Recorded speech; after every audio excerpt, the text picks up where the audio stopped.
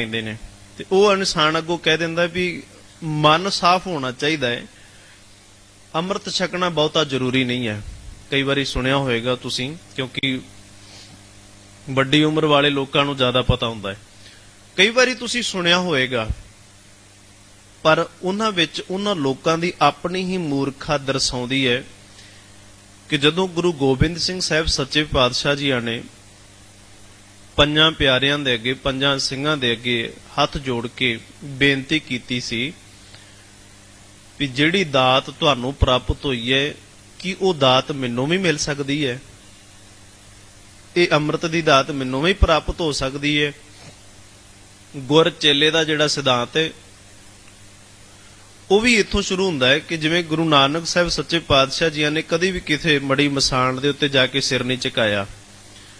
ਬਾਬਰ ਵਰਗੇ ਜ਼ੁਲਮੀ ਆਏ, ਉਹਨਾਂ ਅੱਗੇ ਸਿਰ ਨਹੀਂ ਝੁਕਾਇਆ। ਹੋਰ ਕਈ ਸਾਧੂ ਸੰਤ ਉਹਨਾਂ ਨੂੰ ਮਿਲੇ ਹੋਣਗੇ, ਪਰ ਜਦੋਂ ਗੁਰੂ ਅੰਗਦ ਸਾਹਿਬ ਜੀਆਂ ਨੂੰ ਗੁਰਗੱਦੀ ਬਖਸ਼ਿਸ਼ ਕਰਦੇ ਨੇ, ਤਦੋਂ ਗੁਰੂ ਨਾਨਕ ਸਾਹਿਬ ਜੀ ਆਪ ਗੁਰੂ ਅੰਗਦ ਸਾਹਿਬ ਜੀਆਂ ਦੇ ਅੱਗੇ ਸਿਰ ਝੁਕਾ ਦਿੰਦੇ ਨੇ। ਉਹਨਾਂ ਨੇ ਇਹ ਨਹੀਂ ਆਖਿਆ ਕਿ ਤੂੰ ਤਾਂ ਮੇਰਾ ਪਹਿਲਾਂ ਚੇਲਾ ਸੀ ਤੇ ਹੁਣ ਮੇਰਾ ਗੁਰੂ ਕਿਵੇਂ ਬਣ ਬੈਠਾ।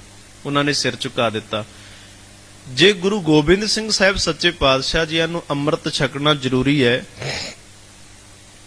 ਤੇ ਸਾਨੂੰ ਵੀ ਇਹ ਗੱਲ ਬਿਲਕੁਲ ਜਾਣਨੀ ਜ਼ਰੂਰੀ ਹੈ ਕਿ ਅੰਮ੍ਰਿਤ ਸਾਨੂੰ ਵੀ ਛਕਣਾ ਬਹੁਤ ਜ਼ਰੂਰੀ ਹੈ। ਸਿੱਖ ਧਰਮ ਦੀ ਗੱਲ ਕਰਦਾ ਮੈਂ, ਕਿਉਂਕਿ ਜੇ ਆਪਾਂ ਇਹ ਆਖਾਂਗੇ ਕਿ ਮਨ ਸਾਫ਼ ਹੋਣਾ ਚਾਹੀਦਾ ਹੈ, ਤੇ ਮੈਨੂੰ ਨਹੀਂ ਲੱਗਦਾ ਵੀ ਗੁਰੂ ਗੋਬਿੰਦ ਸਿੰਘ ਸਾਹਿਬ ਸੱਚੇ ਪਾਤਸ਼ਾਹ ਜੀਆਂ ਜਿੰਨਾ ਕਿਸੇ ਦਾ ਹਿਰਦਾ ਪਵਿੱਤਰ ਹੋਏਗਾ, ਉਹਨਾਂ ਨੂੰ ਜੇ ਅੰਮ੍ਰਿਤ ਛਕਣ ਦੀ ਲੋੜ ਪੈ ਗਈ ਤੇ ਸਾਨੂੰ ਕਿਉਂ ਨਹੀਂ ਛਕਣਾ ਚਾਹੀਦਾ? ਸੋ ਇਸ ਕਰਕੇ ਆਪਾਂ ਇਹ ਗੱਲ ਬੜੇ ਭਲੀ ਭਾਂਤ ਕਹਿੰਦੇ ਆ ਵੀ ਸਾਨੂੰ ਗੁਰਬਾਣੀ ਪੜ੍ਹਨੀ ਤੇ ਨਹੀਂ ਆਉਂਦੀ, ਪਰ ਅਸੀਂ ਪੜ੍ਹ ਲੈਂਦੇ ਆ, ਮਹਾਰਾਜ ਦੀ ਕਿਰਪਾ ਹੈ। ਬਹੁਤ ਸਾਰੇ ਲੋਕ ਇਹ ਗੱਲਾਂ ਕਰਦੇ ਹੁੰਦੇ ਨੇ ਕਿ ਮਹਾਰਾਜ ਦੀ ਕਿਰਪਾ ਜੀ, ਵੇਖੋ ਪੰਜਾਬੀ ਆਉਂਦੀ ਸੀ ਤੇ ਅਸੀਂ ਬਾਣੀ ਪੜ੍ਹ ਲੈਂਦੇ ਆ, ਅਭਿਆਸ ਹੈ, ਪਰ ਮੈਂ ਸਿੱਖਿਆ ਕਿਤੋਂ ਨਹੀਂ ਹੈ, ਸਾਡੇ ਤੇ ਗੁਰੂ ਦੀ ਕਿਰਪਾ ਹੈ। ਪਰ ਜੇ ਬੰਦੇ ਨੂੰ ਆਖਿਆ ਜਾਵੇ ਵੀ ਜਦੋਂ ਗੁਰੂ ਅਰਜਨ ਸਾਹਿਬ ਸੱਚੇ ਪਾਤਸ਼ਾਹ ਜੀ ਖੁਦ ਜਿਨ੍ਹਾਂ ਨੂੰ ਆਖਿਆ ਗਿਆ ਕਿ ਭੰਨ ਮਥੁਰਾ ਕਛ ਭੇਦ ਨਹੀਂ, ਗੁਰ ਅਰਜਨ ਪ੍ਰਤੱਖ ਹਰ, ਗੁਰੂ ਅਰਜਨ ਦੇਵ ਪ੍ਰਤੱਖ ਹਰੀ ਦਾ ਰੂਪ ਨੇ, ਪ੍ਰਤੱਖ ਰੱਬ ਦਾ ਰੂਪ ਨੇ, ਤੇ ਰੱਬ ਤਾਂ ਕੁਝ ਵੀ ਕਰ ਸਕਦਾ, ਉਹਦੇ ਹੱਥ ਦੇ ਵਸ ਵਿੱਚ ਹੈ, ਉਹ ਕੁਝ ਵੀ ਕਰ ਸਕਦਾ, ਜੋ ਚਾਹੇਗਾ ਉਹ ਕਰ ਦਿੰਦਾ ਹੈ, ਤੇ ਉਹਨੂੰ ਕਿਸੇ ਨੂੰ ਪੁੱਛਣ ਦੀ ਲੋੜ ਵੀ ਨਹੀਂ ਹੈ। ਸੋ ਇਦਾਂ ਕਰਕੇ ਜੇ ਗੁਰੂ ਹਰਗੋਬਿੰਦ ਸਾਹਿਬ ਸੱਚੇ ਪਾਤਸ਼ਾਹ ਜੀ ਗੁਰੂ ਅਰਜਨ ਸਾਹਿਬ ਜੀਆਂ ਦੇ ਘਰ ਦੇ ਵਿੱਚ 6ਵੇਂ ਗੁਰੂ ਬਣ ਕੇ ਪ੍ਰਗਟ ਹੁੰਦੇ ਨੇ, ਤੇ ਬਾਬਾ ਬੁੱਢਾ ਸਾਹਿਬ ਜੀਆਂ ਦੀ ਡਿਊਟੀ ਲਾਈ ਜਾਂਦੀ ਹੈ, ਸੇਵਾ ਲਾਈ ਜਾਂਦੀ ਹੈ ਕਿ ਇਸ ਬੱਚੇ ਨੂੰ, ਗੁਰੂ ਹਰਗੋਬਿੰਦ ਸਾਹਿਬ ਜੀਆਂ ਨੂੰ ਬਾਲ ਅਵਸਥਾ ਦੇ ਵਿੱਚ ਇਹਨਾਂ ਨੂੰ ਗੁਰਬਾਣੀ ਪੜ੍ਹਨੀ ਸਿਖਾਉਣੀ ਹੈ, ਗੁਰਬਾਣੀ ਦਾ ਅਭਿਆਸ ਸਿਖਾਉਣਾ ਹੈ, ਸ਼ਾਸਤਰ ਵਿਦਿਆ ਸਿਖਾਉਣੀ ਹੈ। ਤੇ 6ਵੇਂ ਪਾਤਸ਼ਾਹ ਗੁਰੂ ਹਰਗੋਬਿੰਦ ਸਾਹਿਬ ਸੱਚੇ ਪਾਤਸ਼ਾਹ ਜੀਆਂ ਨੂੰ ਬਾਬਾ ਬੁੱਢਾ ਸਾਹਿਬ ਜੀਆਂ ਨੇ ਗੁਰਬਾਣੀ ਦੀ ਸੰਥਿਆ ਦਿੱਤੀ, ਗੁਰਬਾਣੀ ਨੂੰ ਪੜ੍ਹਨਾ ਸਿਖਾਇਆ, ਜੰਗੀ ਅਭਿਆਸ ਕਰਨੇ, ਸ਼ਾਸਤਰ ਵਿਦਿਆ ਸਿਖਾਈ। ਸੋ ਜੇ ਗੁਰੂ ਹਰਗੋਬਿੰਦ ਸਾਹਿਬ ਸੱਚੇ ਗੁਰੂ ਅਰਜਨ ਸਾਹਿਬ ਜੀਆਂ ਦੇ ਬੱਚੇ ਗੁਰੂ ਹਰਗੋਬਿੰਦ ਸਾਹਿਬ ਜੀਆਂ ਨੂੰ ਬਾਣੀ ਸਿੱਖਣ ਦੀ ਲੋੜ ਹੈ, ਤੇ ਇਹਦਾ ਮਤਲਬ ਹੈ ਸਾਨੂੰ ਵੀ ਲੋੜ ਹੈ। ਅਸੀਂ ਗੁਰੂ ਸਾਹਿਬਾਨਾਂ ਤੋਂ ਵੱਡੇ ਨਹੀਂ ਹੈਗੇ। ਉਹ ਗੱਲ ਵੱਖਰੀ ਹੈ ਕਿ ਅਸੀਂ ਆਪਣੇ ਔਗਣ ਛਪਾਉਣ ਵਾਸਤੇ, ਆਪਣੇ ਆਪ ਨੂੰ ਵਡਿਆਉਣ ਵਾਸਤੇ, ਕਿਉਂਕਿ ਵਡਿਆਈ ਹਰ ਇੱਕ ਬੰਦੇ ਨੂੰ ਚਾਹੀਦੀ ਹੁੰਦੀ ਹੈ। ਕੋਈ ਵੀ ਬੰਦਾ ਜਿੰਨਾ ਮਰਜ਼ੀ ਜ਼ੋਰ ਲਾਈ ਜਾਵੇ ਮੈਨੂੰ ਵਡਿਆਈਆਂ ਨਹੀਂ ਚਾਹੀਦੀਆਂ, ਪਰ ਸਾਡੇ ਕੰਨ ਜਿਹੜੇ ਨੇ ਉਹ ਇਹੋ ਜਿਹੀ ਬਣਤਰੀ ਇਹਨਾਂ ਦੀ ਇਹੋ ਜਿਹੀ ਹੈ ਕਿ ਇਹ ਕਈ ਵਾਰੀ ਸਿਫਤਾਂ ਸੁਣਨ ਦੇ, ਉਸਤਤ ਸੁਣਨ ਦੇ ਆਦੀ ਹੋ ਜਾਂਦੇ ਨੇ। ਬੰਦਾ ਨਾ ਵੀ ਚਾਹਵੇ ਤੇ ਤਾਂ ਵੀ ਇਹਨਾਂ ਨੂੰ ਸੁਣਨੀ ਪੈਂਦੀ ਉਸਤਤ। ਸੋ ਜਦੋਂ ਅਸੀਂ ਕਹਿੰਦੇ ਆ ਕਿ ਨਹੀਂ, ਮਹਾਰਾਜ ਦੀ ਸਾਡੇ ਉੱਪਰ ਆਪਣੇ ਆਪ ਹੀ ਕਿਰਪਾ ਕਿ ਅਸੀਂ ਐਵੇਂ ਬਾਣੀ ਪੜ੍ਹ ਲੈਂਦੇ ਆ, ਭਾਵੇਂ ਮੈਂ ਕਿਸੇ ਤੋਂ ਸਿੱਖਿਆ ਨਹੀਂ ਹੈਗਾ। ਸੋ ਉਹੀ ਬੰਦੇ ਫਿਰ ਜਦੋਂ ਜਿਨ੍ਹਾਂ ਨੇ ਸਿੱਖਿਆ ਨਹੀਂ ਹੁੰਦਾ 4 ਸਾਲ ਜਾਂ 2 ਮਹੀਨੇ ਬਾਣੀ ਪੜ੍ਹ ਕੇ ਅੱਕ ਜਾਂਦੇ ਨੇ। ਜਦੋਂ ਉਹ ਬੰਦੇ ਅੱਕ ਜਾਂਦੇ ਨੇ, ਉਹ ਕਹਿੰਦੇ ਵੀ ਇੰਨਾ ਚਿਰ ਹੋ ਗਿਆ ਬਾਣੀ ਪੜ੍ਹਦਿਆਂ ਨੂੰ, ਅਜੇ ਤੱਕ ਕਾਰਜ ਰਾਸ ਨਹੀਂ ਆਏ, ਅਜੇ ਤੱਕ ਅਕਾਲ ਪੁਰਖ ਪਰਮਾਤਮਾ ਜੀ ਦੀ ਕਿਰਪਾ ਨਹੀਂ ਹੋਈ, ਅਜੇ ਤੱਕ ਵਾਹਿਗੁਰੂ ਦੀ ਕਿਰਪਾ ਨਹੀਂ ਹੋਈ ਸਾਡੇ ਤੇ। ਪਤਾ ਨਹੀਂ ਮਹਾਰਾਜ ਨੂੰ ਕੀ ਚਾਹੀਦਾ ਹੈ, ਪਤਾ ਨਹੀਂ ਮਹਾਰਾਜ ਨੂੰ ਕੀ ਚੰਗਾ ਲੱਗਦਾ। ਅਸੀਂ ਬਾਣੀ ਵੀ ਪੜ੍ਹ ਰਹੇ ਹਾਂ, ਅਸੀਂ ਭਗਤੀ ਵੀ ਕਰਦੇ ਹਾਂ, ਅਸੀਂ ਗੁਰਦੁਆਰੇ ਵੀ ਆਉਂਦੇ ਹਾਂ, ਸਾਰਾ ਕੁਝ ਕਰਦੇ ਹਾਂ, ਪਰ ਰੱਬ ਜੀਆਂ ਨੂੰ ਪਤਾ ਨਹੀਂ ਕੀ ਚੰਗਾ ਲੱਗਦਾ ਕਿ ਸਾਡੇ ਨਾਲ ਦੁਰਵਿਹਾਰ ਕਰਦਾ ਪਿਆ ਹੈ। ਦੁਰਵਿਹਾਰ ਰੱਬ ਨੇ ਕੋਈ ਨਹੀਂ ਕੀਤਾ, ਦੁਰਵਿਹਾਰ ਇਨਸਾਨ ਨੇ ਕੀਤਾ, ਕਿਉਂਕਿ ਇਹਨੇ ਐਡੇ ਵੱਡੇ ਧਾਰਮਿਕ ਗ੍ਰੰਥ ਨੂੰ ਪੜਨ ਤੋਂ ਪਹਿਲਾਂ, ਪਹੁੰਚਣ ਤੋਂ ਪਹਿਲਾਂ ਇੱਕ ਵਾਰੀ ਵੀ ਨਹੀਂ ਸੋਚਿਆ ਕਿ ਇੰਨਾ ਵੱਡਾ ਧਾਰਮਿਕ ਗ੍ਰੰਥ, ਇਸ ਨੂੰ ਦਰਸ਼ਨ ਕਰਨੇ ਹੀ ਬਹੁਤ ਵੱਡਮੁੱਲੀ ਗੱਲ ਹੈ। ਸਾਰੇ ਹੀ ਧਾਰਮਿਕ ਗ੍ਰੰਥ ਬਹੁਤ ਵੱਡਮੁੱਲੇ ਨੇ, ਪਰ ਅਸੀਂ ਇਹਨੂੰ ਪੜਨ ਤੋਂ ਪਹਿਲਾਂ ਇੱਕ ਵਾਰੀ ਵੀ ਨਹੀਂ ਸੋਚਿਆ ਕਿ ਜੇ ਅਗਰ ਇਹ ਮੈਂ ਪੜਨ ਲੱਗ ਗਿਆ, ਗਲਤ ਮੇਰੇ ਅੱਖਰ ਸ਼ਬਦ ਮੇਰੇ ਮੂੰਹ ਦੇ ਵਿੱਚੋਂ ਨਿਕਲ ਗਿਆ ਤੇ ਮੈਂ ਪਾਪਾਂ ਦਾ ਭਾਗੀ ਬਣਾਂਗਾ, ਪੁੰਨ ਕਰਦਾ ਕਰਦਾ ਮੈਂ ਪਾਪ ਖੱਟ ਬੈਠਾਂਗਾ। ਕਦੀ ਨਹੀਂ ਸੋਚਿਆ। ਆਪਾਂ ਆਖਿਆ ਨਹੀਂ, ਸਾਨੂੰ ਪੰਜਾਬੀ ਪੜ੍ਹਨੀ ਆਉਂਦੀ ਹੈ, ਅਸੀਂ ਰੁਮਾਲਾ ਚੁੱਕਿਆ, ਬਾਣੀ ਪੜ੍ਹਨਾ ਆਰੰਭ ਕਰ ਦਿੱਤਾ, ਪਰ ਕਦੀ ਨਹੀਂ ਆਖਿਆ ਕਿ ਮੈਨੂੰ ਸਿੱਖਣਾ ਚਾਹੀਦਾ ਹੈ, ਮੈਨੂੰ ਗੁਰਬਾਣੀ ਨੂੰ ਪੜ੍ਹਨ ਵਾਸਤੇ ਪਹਿਲਾਂ ਸਿੱਖਣਾ ਜ਼ਰੂਰ ਚਾਹੀਦਾ ਹੈ। ਸੋ ਅਸੀਂ ਸਤਿਕਾਰ ਕਰਦੇ ਸਤਿਕਾਰ ਕਰਨ ਦੇ ਬਾਅਦ ਕਰਦੇ ਚਾਹ ਦੇ ਵਿੱਚ ਬੇਅਦਬੀ ਕਰ ਬੈਠਦੇ ਹਾਂ। ਸਾਨੂੰ ਅਜੇ ਤੱਕ ਇਹ ਪਤਾ ਨਹੀਂ ਹੈਗਾ ਕਿ ਮਹਾਰਾਜ ਨੂੰ ਕਿਵੇਂ ਸੁਹਾਸਨ ਕਰਨਾ ਹੈ, ਕਿਵੇਂ ਪ੍ਰਕਾਸ਼ ਕਰਨਾ ਹੈ, ਕਿਵੇਂ ਮਹਾਰਾਜ ਦੀਆਂ ਰੁਮਾਲਾ ਚੁੱਕਣਾ ਹੈ, ਕਿਵੇਂ ਆਪਾਂ ਰੁਮਾਲਾ ਸਾਹਿਬ ਰੱਖਣਾ ਹੈ, ਕਿਵੇਂ ਆਪਾਂ ਹੁਕਮਨਾਮਾ ਲੈਣਾ ਹੈ। ਇਹ ਸਾਨੂੰ ਕਿਹਨਾਂ ਨੇ ਸਿਖਾਇਆ ਹੈ? ਸਾਨੂੰ ਪੰਥ ਨੇ ਸਿਖਾਇਆ ਹੈ। ਪੰਥ ਨੇ ਸਾਨੂੰ ਸਿਖਾਇਆ ਹੈ। ਤੇ ਗ੍ਰੰਥ ਤੋਂ ਪਹੁੰਚਣ ਤੋਂ ਪਹਿਲਾਂ ਸਾਨੂੰ ਪੰਥ ਦੀ ਜਿਹੜੀ ਗੱਲ ਹੈ ਉਹ ਜ਼ਰੂਰ ਸੁਣਨੀ ਪਵੇਗੀ। ਗ੍ਰੰਥ ਤੋਂ ਪਹਿਲਾਂ, ਜਿਵੇਂ ਜੇ ਆਪਾਂ ਆਖੀਏ ਵੀ ਗ੍ਰੰਥ ਤਾਂ ਬੋਲਦਾ ਨਹੀਂ ਤੇ ਬੁਲਾਉਣਾ ਕਿਹਨਾਂ ਨੇ? ਪੰਥ ਨੇ ਨਾ। ਸਾਨੂੰ ਜਿਹੜੀਆਂ 4 ਲਾਵਾਂ ਦਿੱਤੀਆਂ ਨੇ, 4 ਜਿਹੜੇ ਆਪਾਂ ਫੇਰੇ ਕਰਦੇ ਆ, ਇਹ ਕਿਹਨੇ ਦੱਸਿਆ ਵੀ ਕਿਵੇਂ ਵਿਆਹ ਦਾ ਕਾਰਜ ਜਿਹੜਾ ਨਾ ਉਹਨੂੰ ਕਿਵੇਂ ਜੋੜਿਆ ਜਾਵੇ ਦੋ ਸਰੀਰਾਂ ਨੂੰ? ਇਹ ਸਾਨੂੰ ਪੰਥ ਨੇ ਦੱਸਿਆ ਨਾ, ਰਹਿਤ ਮਰਿਆਦਾ ਦੇ ਵਿੱਚ, ਕਿ ਵਿਆਹ ਆਨੰਦ ਕਾਰਜ ਇਵੇਂ ਹੁੰਦਾ ਹੈ। ਫਿਰ ਬੱਚੇ ਦਾ ਨਾਮਕਰਨ, ਇਸ ਗੁਰੂ ਗ੍ਰੰਥ ਸਾਹਿਬ ਦੇ ਵਿੱਚ ਕਿਤੇ ਵੀ ਨਹੀਂ ਲਿਖਿਆ ਵੀ ਬੱਚੇ ਦਾ ਜਦੋਂ ਨਾਮ ਰੱਖਿਆ ਜਾਣਾ ਹੈ ਤੇ ਕਿਵੇਂ ਰੱਖਿਆ ਜਾਣਾ ਹੈ। ਸਾਨੂੰ ਕਿਹਨੇ ਸਿਖਾਇਆ? ਪੰਥ ਨੇ ਸਿਖਾਇਆ। ਜੇ ਮ੍ਰਿਤਕ ਸਰੀਰ ਕੋਈ ਸੰਸਾਰ ਦੇ ਵਿੱਚੋਂ ਚਲਾ, ਤੇ ਇਹ ਕਿਧਰੇ ਵੀ ਨਹੀਂ ਲਿਖਿਆ ਹੋਇਆ ਗੁਰੂ ਗ੍ਰੰਥ ਸਾਹਿਬ ਜੀਆਂ ਦੇ ਵਿੱਚ ਵੀ ਉਹਦਾ ਅੰਗੀਠਾ ਜਿਹੜਾ ਹੈ ਉਹ ਹੱਡੀਆਂ ਸਮੇਤ ਹੀ ਸਾਰਾ ਚੁੱਕਣਾ ਚਾਹੀਦਾ ਹੈ, ਵੱਖਰੇ ਫੁੱਲ ਕਰਨ ਦੀ ਜ਼ਰੂਰਤ ਨਹੀਂ ਹੈ। ਇਹ ਸਾਨੂੰ ਪੰਥ ਨੇ ਦੱਸਿਆ ਵੀ ਉਹਦਾ ਅੰਗੀਠਾ ਇਕੱਠਾ ਹੀ ਸਾਹਮਣੇ ਤੇ ਸਾਰਾ ਚੁੱਕ ਕੇ ਤੇ ਜਾ ਕੇ ਜਾਂ ਤਾਂ ਨੱਪ ਦਿੱਤਾ ਜਾਵੇ ਜਾਂ ਕਿਸੇ ਪਾਣੀ ਦੇ ਵਹਾਅ ਦੇ ਵਿੱਚ ਸੁੱਟ ਦਿੱਤਾ ਜਾਵੇ। ਸਾਨੂੰ ਪੰਥ ਨੇ ਦੱਸਿਆ। ਸੋ ਸਭ ਤੋਂ ਪਹਿਲਾਂ ਗ੍ਰੰਥ ਤੋਂ ਪਹੁੰਚਣ ਤੋਂ ਪਹਿਲਾਂ ਸਾਨੂੰ ਪੰਥ ਦੀ ਸੁਣਨੀ ਪਵੇਗੀ। ਪੰਥ ਦੀ ਸੁਣਨੀ ਪਵੇਗੀ। ਤੇ ਪੰਥ ਕੀ ਹੁੰਦਾ ਹੈ? ਪੰਥ ਉਹ ਹਰ ਇੱਕ ਇਨਸਾਨ ਹੈ ਜਿਹੜਾ ਆਗੂ ਹੈ, ਜਿਹੜਾ ਸਾਨੂੰ ਸੱਚੇ ਮਾਰਗ ਤੇ ਤੁਰਦਾ ਹੈ, ਸੁਚੱਜੇ ਮਾਰਗ ਤੇ ਤੁਰਦਾ ਹੈ। ਹਰ ਇੱਕ ਸਿੱਖ ਜਿਹੜਾ ਗੁਰਬਾਣੀ ਆਪ ਪੜ੍ਹ ਕੇ ਦੂਜਿਆਂ ਨੂੰ ਸਿਖਾ ਰਿਹਾ ਹੈ, ਦੂਜਿਆਂ ਨੂੰ ਸਮਝਾ ਰਿਹਾ ਹੈ, ਉਹ ਪੰਥ ਹੈ। ਤੇ ਜੇ ਉਹਦੇ ਹਿਰਦੇ ਦੇ ਵਿੱਚ ਕਿਸੇ ਵੀ ਪ੍ਰਕਾਰ ਦਾ ਕਪਟ ਹੈ, ਉਹਨੂੰ ਉਹਦੇ ਕਰਮਾਂ ਦਾ ਫਲ ਮਿਲੇਗਾ। ਜੇ ਉਹ ਇਨਸਾਨ ਆਪ ਖੁਦ ਹਿਰਦੇ ਦੇ ਵਿੱਚ ਕੁਝ ਗੁਰਬਾਣੀ ਦੇ ਅਰਥਾਂ ਨੂੰ ਆਪਣੇ ਹਿਰਦੇ ਦੇ ਵਿੱਚ ਰੱਖ ਕੇ ਕੁਝ ਉਹਨਾਂ ਦਾ ਆਪਣੇ ਹਿਸਾਬ ਦੇ ਨਾਲ ਕੋਈ ਅਰਥ ਕਰਦਾ ਹੈ ਤੇ ਤਾਂ ਵੀ ਉਹ ਗਲਤ ਹੈ, ਉਹ ਪਾਪਾਂ ਦਾ ਭਾਗੀ ਉਹ ਬਣੇਗਾ, ਅਸੀਂ ਨਹੀਂ। ਸੋ ਇਸ ਕਰਕੇ ਜੇ ਅਸੀਂ ਗ੍ਰੰਥ ਤੱਕ ਪਹੁੰਚਣਾ ਹੈ ਤੇ ਪਹੁੰਚਣ ਤੋਂ ਪਹਿਲਾਂ ਸਾਡਾ ਸਿੱਖਣਾ ਬਹੁਤ ਜ਼ਿਆਦਾ ਜ਼ਰੂਰੀ ਹੈ। ਤੇ ਨਿਆਂ ਦੀ ਗੱਲ ਰਹੀ ਕਿ ਪ੍ਰਮਾਤਮਾ ਜੀਆਂ ਦੇ ਅੱਗੇ ਇਹ ਆਪਾਂ ਆਖੀਏ ਕਿ ਮਹਾਰਾਜ ਅਸੀਂ ਅਣਜਾਣ ਆ, ਸਾਨੂੰ ਨਹੀਂ ਪਤਾ ਵੀ ਗੁਰਬਾਣੀ ਕਿਵੇਂ ਪੜ੍ਹਨੀ ਹੈ। ਉਹ ਤਾਂ ਆਪਾਂ ਅਰਦਾਸ ਦੇ ਵਿੱਚ ਭਾਵੇਂ ਕੋਈ ਕਿੰਨਾ ਵੱਡਾ ਧਾਰਮਿਕ ਗ੍ਰੰਥੀ ਹੋਵੇ, ਕਿੰਨਾ ਵੱਡਾ ਧਾਰਮਿਕ ਪ੍ਰਚਾਰਕ ਹੋਵੇ, ਪਾਠ ਕਰਨ ਤੋਂ ਬਾਅਦ ਉਹਨਾਂ ਨੇ ਇਹ ਸ਼ਬਦ ਵਰਤਨੇ ਹੀ ਹਨ ਕਿ ਬਾਣੀ ਪੜ੍ਹਦਿਆਂ ਹੋਈਆਂ ਬੇਅੰਤ ਪ੍ਰਕਾਰ ਦੀਆਂ ਭੁੱਲਾਂ ਮਾਫ ਕਰਨੀਆਂ। ਭਾਵੇਂ ਕਿ ਉਹਨੇ ਬਾਣੀ ਪੜ੍ਹਨ ਲੱਗਿਆ ਕੋਈ ਉਣਤਾਈ ਨਹੀਂ ਕੀਤੀ, ਕੋਈ ਕੁਤਾਈ ਨਹੀਂ ਕੀਤੀ, ਕੋਈ ਗਲਤ ਨਹੀਂ ਬੋਲਿਆ ਸ਼ਬਦ, ਪਰ ਉਹਨੂੰ ਮਾਫੀ ਮੰਗਣੀ ਪਵੇਗੀ। ਪਰ ਜਿਹਨੂੰ ਇਹ ਖੁਦ ਪਤਾ ਹੈ ਕਿ ਆਹ ਸ਼ਬਦ ਮੈਨੂੰ ਉਚਾਰਨ ਨਹੀਂ ਕੀਤਾ ਜਾ ਰਿਹਾ, ਗੁਰਬਾਣੀ ਦੇ ਵਿੱਚ ਅਨੇਕਾਂ ਸ਼ਬਦ ਨੇ ਜਿਨ੍ਹਾਂ ਦਾ ਉਚਾਰਨ ਕਰਨਾ ਬਹੁਤ ਜ਼ਿਆਦਾ ਔਖਾ ਹੈ, ਤੇ ਆਪਾਂ ਉਹਨਾਂ ਨੂੰ ਸਿੱਖਣ ਤੋਂ ਪਹਿਲਾਂ ਹੀ ਆਪਾਂ ਉਹਨਾਂ ਸ਼ਬਦਾਂ ਨੂੰ ਟੱਪ ਜਾਂਦੇ ਆ, ਐਵੇਂ ਪੜ੍ਹ ਕੇ ਚਲੇ ਜਾਂਦੇ ਆ। ਤੇ ਫਿਰ ਗੁਰੂ ਗ੍ਰੰਥ ਸਾਹਿਬ ਜੀਆਂ ਨੂੰ ਕੋਸਦੇ ਆ, ਮਹਾਰਾਜ ਤੁਹਾਡਾ ਇੱਕ ਸਿੱਖ ਹੈ ਭਾਈ ਗੁਰਦਾਸ, ਤੇ ਭਾਈ ਗੁਰਦਾਸ ਜੀ ਕਹਿੰਦੇ ਨੇ ਚਰਨ ਸ਼ਰਨ ਗੁਰ ਏਕ ਪੈਂਡਾ ਜਾਏ ਚੱਲ ਸਤਿਗੁਰ ਕੋਟ ਪੈਂਡਾ ਆਗੇ ਹੋਏ ਲੈ। ਤੇ ਮਹਾਰਾਜ ਤੁਸੀਂ ਕਹਿੰਦੇ ਹੋ ਵੀ ਕੋਈ ਇੱਕ ਕਦਮ ਗੁਰੂ ਵੱਲ ਨੂੰ ਪੁੱਟੇ, ਗੁਰੂ ਵੱਲ ਨੂੰ ਚੱਲੇ ਤੇ ਸਤਿਗੁਰੂ ਕਰੋੜਾਂ ਪੈਂਡਾ ਅੱਗੇ ਹੋ ਕੇ ਉਹਨੂੰ ਲੈਣ ਵਾਸਤੇ ਜਾਂਦੇ ਨੇ। ਪਰ ਕਦੀ ਸੋਚਿਆ ਕਿ ਜੋ ਅਸੀਂ ਕਦਮ ਪੁੱਟਿਆ ਹੈ ਉਹ ਸਹੀ ਹੈ ਜਾਂ ਗਲਤ ਹੈ? ਕਿਉਂਕਿ ਸਾਡੇ ਕਦਮ ਪੁੱਟਣ ਦੇ ਵਿੱਚ ਵੀ ਕੋਈ ਵਾਸ਼ਨਾ ਹੈ, ਕੋਈ ਕਾਮਨਾ ਹੈ ਕਿ ਜੋ ਵੀ ਅਸੀਂ ਕਦਮ ਪੁੱਟਿਆ ਹੈ ਉਹ ਸਾਡੇ ਚਾਅ ਦੇ ਅੰਦਰ ਹੈ ਜਾਂ ਸਾਡੀ ਮਜਬੂਰੀ ਹੈ? ਕਿਉਂਕਿ ਬਹੁਤੇ ਲੋਕ ਚਾਅ ਦੇ ਨਾਲ ਨਹੀਂ, ਬਹੁਤੇ ਲੋਕ ਮਜਬੂਰੀ ਖਾਤਰ ਪ੍ਰਮਾਤਮਾ ਦੀ ਬਾਣੀ ਦਾ ਅਭਿਆਸ ਕਰਦੇ ਨੇ, ਬਾਣੀ ਪੜ੍ਹਦੇ ਨੇ।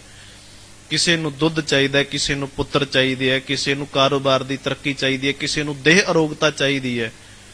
ਪਰ ਕੋਈ ਇਹੋ ਜਿਹਾ ਵੀ ਹੈਗਾ ਜਿਨ੍ਹਾਂ ਨੂੰ ਪ੍ਰਮਾਤਮਾ ਹੀ ਚਾਹੀਦਾ ਹੋਵੇ, ਜਿਨ੍ਹਾਂ ਨੂੰ ਵਾਹਿਗੁਰੂ ਚਾਹੀਦਾ ਹੋਵੇ। ਜਿਨ੍ਹਾਂ ਨੇ ਵਾਹਿਗੁਰੂ ਮੰਗਿਆ ਉਹਨਾਂ ਨੂੰ ਵਾਹਿਗੁਰੂ ਪ੍ਰਾਪਤ ਹੋਇਆ। ਜਿਨ੍ਹਾਂ ਨੇ ਦੇਹ ਅਰੋਗਤਾ ਮੰਗੀ ਉਹਨਾਂ ਨੂੰ ਦੇਹ ਅਰੋਗਤਾ ਮਿਲ ਗਈ। ਦੇਹ ਅਰੋਗਤਾ ਲੈਣ ਤੋਂ ਬਾਅਦ ਫਿਰ ਬੰਦਾ ਆਖੇ ਮੈਨੂੰ ਮੈਂ ਪਾਠ ਕੀਤਾ ਪਰ ਦੇਹ ਅਰੋਗਤਾ ਤਾਂ ਮਿਲ ਗਈ ਪਰ ਪ੍ਰਮਾਤਮਾ ਨਹੀਂ ਮਿਲਿਆ। ਪਰ ਤੂੰ ਪ੍ਰਮਾਤਮਾ ਮੰਗਿਆ ਨਹੀਂ, ਕਿ ਤੂੰ ਮੰਗੀ ਹੀ ਇਹ ਦੇਹ ਅਰੋਗਤਾ ਸੀ, ਸੁੱਖ ਸ਼ਾਂਤੀ ਸੀ, ਚੜ੍ਹਦੀ ਕਲਾ ਮੰਗੀ ਸੀ, ਰੱਬ ਨਹੀਂ ਮੰਗਿਆ ਸੀ। ਜੇ ਅਸੀਂ ਸੋਚੀਏ ਕਿ ਸੱਚਮੁੱਚ ਇਹ ਗੱਲ ਹੈਗੀ ਹੈ ਕਿ ਸੱਚ ਜੋ ਅਸੀਂ ਮੰਗਾਂਗੇ ਸਾਨੂੰ ਉਹੀ ਪ੍ਰਾਪਤ ਹੋਏਗਾ।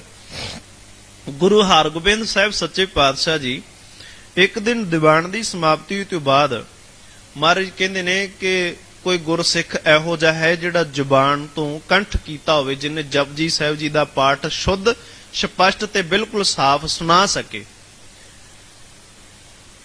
ਕੋਈ ਹੈਗਾ? ਤੇ ਭਾਈ ਗੋਪਾਲਾ ਜੀ ਉੱਠੇ, ਉਹਨਾਂ ਨੇ ਪਾਠ ਸੁਣਾਉਣਾ ਆਰੰਭ ਕਰ ਦਿੱਤਾ।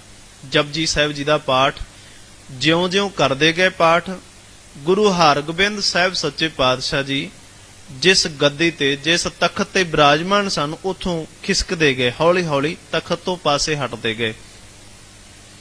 ਪਰ ਕਹਿੰਦੇ ਜਿਉਂ-ਜਿਉਂ ਪਾਠ ਕਰਦੇ ਕਰਦੇ ਮਨ ਦੇ ਵਿੱਚ ਇੱਕ ਭਾਵਨਾ ਉੱਠ ਗਈ, ਮਨ ਦੇ ਵਿੱਚ ਇੱਕ ਵਿਚਾਰ ਉੱਠ ਗਿਆ, ਫੁਰਨਾ ਉੱਠ ਗਿਆ। ਕਈ ਵਾਰੀ ਆਪਾਂ ਮੰਗ ਕਰਦੇ ਹਾਂ ਕਿ ਪ੍ਰਮਾਤਮਾ ਜੀ ਦੇ ਕੋਲੋਂ, ਪ੍ਰਮਾਤਮਾ ਦੇ ਕੋਲੋਂ, ਪਰ ਇੱਕ ਗੱਲ ਸਾਨੂੰ ਗੁਰਬਾਣੀ ਨੇ ਬਿਲਕੁਲ ਸਮਝਾਈ ਹੈ ਕਿ ਅਕਾਲ ਪੁਰਖ ਪ੍ਰਮਾਤਮਾ ਬਹੁਤ ਵੱਡਾ ਹੈ ਤੇ ਅਸੀਂ ਛੋਟੇ ਕੀੜੇ ਆ, ਛੋਟੇ ਜੇ ਕੀੜੇ ਆ। ਤੇ ਪਿੰਡਾਂ ਦੇ ਵਿੱਚ ਤੁਸੀਂ ਕਿਧਰੇ ਜੇ ਕੋਈ ਗਿਆ ਹੋਵੇਗਾ ਤੇ ਕੋਸ਼ਿਸ਼ ਕਰਨੀ, ਜੇ ਜਾਣਾ ਵੀ ਹੈ ਕੋਸ਼ਿਸ਼ ਕਰਨੀ ਕਿ ਸਵੇਰੇ ਸਵੇਰੇ ਉੱਠ ਕੇ ਨਾ ਸੜਕ ਦੇ ਉੱਪਰ ਜਾਂ ਕਿਤੇ ਕੱਚਾ ਰਸਤਾ ਜੋ ਖੇਤ ਨੂੰ ਜਾ ਰਿਹਾ ਹੋਵੇ ਉੱਤੇ ਟਹਿਲਦੇ ਲੋਕਾਂ ਨੂੰ ਦੇਖਿਓ। ਉਹ ਲੋਕ ਕੀ ਕਰਦੇ ਨੇ, ਰਾਤ ਦੀ ਪਈ ਹੋਈ ਰੋਟੀ ਉਸ ਨੂੰ ਹੱਥ ਦੇ ਨਾਲ ਭੋਰ ਕੇ, ਤੇ ਜਿੱਥੇ ਕੀੜਿਆਂ ਦਾ ਭੌਣ ਹੁੰਦਾ ਹੈ, ਭੌਣ ਵੀ ਕਹਿ ਦਿੰਦੇ, ਕਈ ਖੁੱਡ ਵੀ ਕਹਿ ਦਿੰਦੇ ਨੇ, ਭੌਣ ਜ਼ਿਆਦਾ ਮਸ਼ਹੂਰ ਹੈ, ਕੀੜਿਆਂ ਦੇ ਭੌਣ ਦੇ ਉੱਪਰ ਜਾ ਕੇ ਉਸ ਰੋਟੀ ਨੂੰ ਭੋਰ ਕੇ ਤੇ ਉੱਥੇ ਸੁੱਟ ਆਉਂਦੇ ਨੇ। ਹੁਣ ਉਹ ਕੀੜੀ ਜਿਹੜੀ ਸੀ ਉਹਨੇ ਕੇਵਲ ਇੱਕ ਦਾਣਾ ਹੀ ਚੁਗਣਾ ਸੀ, ਪਰ ਉਸ ਬੰਦੇ ਨੇ ਕੀ ਕੀਤਾ, ਕੀੜਿਆਂ ਦੇ ਭੌਣ ਦੇ ਉੱਪਰ ਇੰਨੀ ਜ਼ਿਆਦੀਆਂ ਰੋਟੀਆਂ, ਇੰਨੇ ਜ਼ਿਆਦਾ ਭੋਰ ਰੱਖ ਦਿੱਤਾ ਕਿ ਉਹ ਕੀੜੇ ਬਾਰ-ਬਾਰ ਵੀ ਖਾਈ ਜਾਣ ਤਾਂ ਵੀ ਨਹੀਂ ਮੁੱਕਦਾ। ਅਸੀਂ ਛੋਟੇ ਜਿਹੇ ਇੱਕ ਕੀੜੇ ਆ ਤੇ ਸਾਡੀ ਮੰਗ ਵੀ ਇੱਕ ਛੋਟਾ ਜਿਹਾ ਖੰਡ ਦਾ, ਚੀਨੀ ਦਾ ਦਾਣਾ ਹੈ। ਤੇ ਜੇ ਮੰਨ ਕੇ ਚੱਲੋ, ਜੇ ਪ੍ਰਮਾਤਮਾ ਖੁਦ ਸਾਨੂੰ ਆਪਣੀਆਂ ਦਾਤਾਂ ਦੇਵੇ ਤੇ ਉਹ ਕੀੜਿਆਂ ਦੇ ਭੌਣ ਵਾਂਗੂ ਹੈ ਕਿ ਜਿਸ ਇਨਸਾਨ ਨੇ ਉਸ ਦੇ ਉੱਤੇ ਜਾ ਕੇ ਰੋਟੀ ਦੀਆਂ ਬੁਰਕੀਆਂ ਢੇਰ ਲਾ ਦਿੱਤਾ। ਅਸੀਂ ਮੰਗਦੇ ਹਾਂ ਆਪਦੀ ਸੋਚ ਅਨੁਸਾਰ, ਆਪਣੀ ਇੱਛਾ ਅਨੁਸਾਰ, ਉਹ ਕੀੜੀ ਦੇ ਤੋਲ ਹੈ ਸਾਡੀ ਬਰੋਬਰ ਦੇ, ਭਾਵ ਕਿ ਬਿਲਕੁਲ ਛੋਟਾ ਹੈ। ਤੇ ਜੇ ਪ੍ਰਮਾਤਮਾ ਆਪ ਸਾਨੂੰ ਦਾਤਾਂ ਤਰੁੱਟ ਕੇ ਦਿੰਦਾ ਹੈ ਤੇ ਉਹ ਕਿੰਨਾ ਵੱਡੀਆਂ ਦਾਤਾਂ ਦੇ ਦਿੰਦਾ ਹੈ, ਕਿੰਨਾ ਕੁਝ ਸਾਨੂੰ ਦੇ ਦਿੰਦਾ ਹੈ। ਅਜੇ ਤੱਕ ਸਾਨੂੰ ਦੇ ਹੀ ਜਾ ਰਿਹਾ, ਮੁੱਕਣ ਚ ਆ ਹੀ ਨਹੀਂ ਰਿਹਾ, ਖਾਈ ਜਾ ਰਹੇ ਅਸੀਂ, ਮੁੱਕਣ ਚ ਨਹੀਂ ਆ ਰਿਹਾ। ਸੋ ਇਸ ਕਰਕੇ ਜਦੋਂ ਅਸੀਂ ਗੁਰਬਾਣੀ ਨੂੰ ਪੜ੍ਹਿਆ, ਸਿਮਰਨ ਕੀਤਾ, ਪ੍ਰਮਾਤਮਾ ਜੀਆਂ ਨੂੰ ਮੰਗ ਲਿਆ ਤੇ ਸਾਨੂੰ ਪ੍ਰਮਾਤਮਾ ਮਿਲੇਗਾ। ਭਾਈ ਗੋਪਾਲਾ ਜੀ ਪਾਠ ਕਰਦੇ ਗਏ, ਗੁਰੂ ਹਰਗੋਬਿੰਦ ਸਾਹਿਬ ਜੀ ਤਖਤ ਤੋਂ ਪਾਸੇ ਹੁੰਦੇ ਗਏ।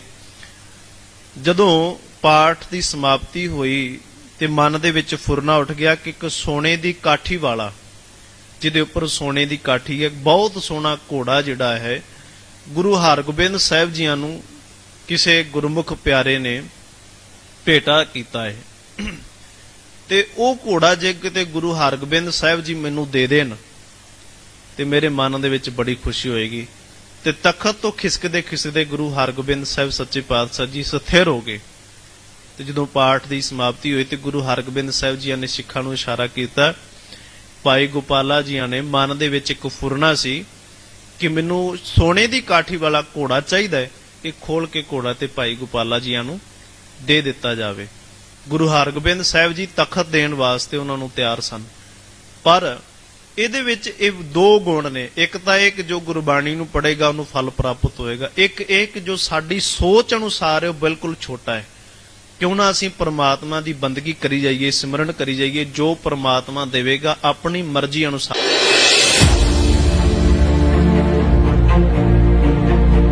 ਭਗਵਾਨ ਵਾਲਮੀਕੀ ਜੀ ਦੇ ਜਨਮ ਦਿਹਾੜੇ ਮੌਕੇ ਮੁੱਖ ਮੰਤਰੀ ਚਰਨਜੀਤ ਸਿੰਘ ਚੰਨੀ ਨੇ ਭਗਵਾਨ ਵਾਲਮੀਕੀ ਸਥਲ ਉੱਤੇ 25 ਕਰੋੜ ਰੁਪਏ ਦੀ ਲਾਗਤ ਨਾਲ ਬਣਨ ਵਾਲੇ ਪੈਨੋਰਮਾ ਪ੍ਰੋਜੈਕਟ ਦਾ ਨੀਂਹ ਪੱਥਰ ਰੱਖਿਆ। ਅੱਜ ਮੈਂ ਇੱਕ ਐਲਾਨ ਕਰ ਰਿਹਾ ਕਿ ਅਸੀਂ ਇੱਥੇ ਭਗਵਾਨ ਵਾਲਮੀਕ ਜੀ ਦੀ ਪੂਰੇ ਜੀਵਨ ਨੂੰ ਬਹੁਤ ਖੂਬਸੂਰਤ ਤਰੀਕੇ ਦੇ ਨਾਲ ਪੈਨੋਰਮਾ ਬਣਾ ਕੇ ਉਹਨੂੰ ਫਿਲਮਾਉਣਾ ਹੈ। 25 ਕਰੋੜ ਰੁਪਇਆ ਇਹਦੇ ਲੱਗੇਗਾ। ਇਸ ਦੇ ਨਾਲ ਹੀ ਭਗਵਾਨ ਵਾਲਮੀਕ ਜੀ ਦੀ ਚੇਅਰ ਜੋ ਪਹਿਲਾਂ ਬਣੀ ਹੋਈ ਹੈ ਉਹਦੇ ਲਈ 5 ਕਰੋੜ ਰੁਪਇਆ ਹਰ ਸਾਲ ਉਹਦੇ ਖਰਚੇ ਵਾਸਤੇ ਦੇਵਾਂਗੇ ਤਾਂ ਕਿ ਉਹਦੇ ਤੇ ਰਿਸਰਚ ਹੋ ਸਕੇ। ਭਾਈ ਜੀਵਨ ਸਿੰਘ ਦੀ ਚੇਅਰ ਲਈ 5 ਕਰੋੜ ਰੁਪਇਆ। ਤੁਹਾਡਾ ਸਾਰਿਆਂ ਦਾ ਬਹੁਤ ਧੰਨਵਾਦ।